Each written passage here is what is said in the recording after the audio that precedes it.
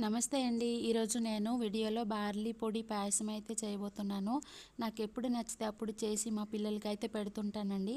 దానికోసమని వేడి నీటిలో బెల్లం వేసుకున్నాను. ఏమైనా డస్ట్ ఉంటుంది కదా, సో తర్వాత స్ట్రెయిన్ చేసుకుంటానండి. ఈలోపు నేను బార్లీ పౌడర్ని నీళ్ళలో వేసి మిక్స్ చేసి ఒక 10 నిమిషాలు పక్కన పెట్టుకుంటానండి. 10 నిమిషాలు నానితే సరిపోతుంది. వాటర్లో బెల్లం కరిగేలోపు నేనైతే కొబ్బరిని మిక్సీ చేసుకుంటానండి.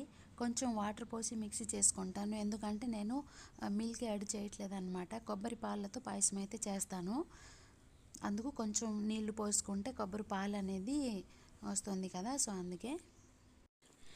నీళ్ళైతే మరిగిపోయిందండి.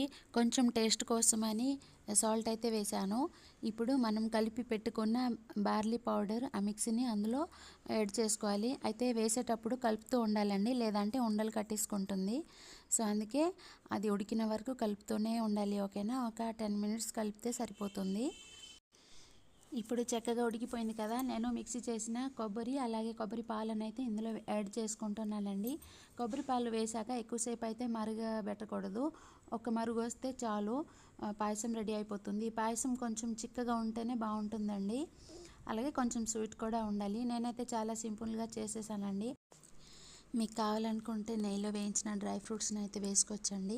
ఈ బార్లీ పొడి పాయసం హెల్త్కి చాలా మంచిదండి. వీడియో నచ్చితే ఒక లైక్ ఇవ్వండి. Thank you.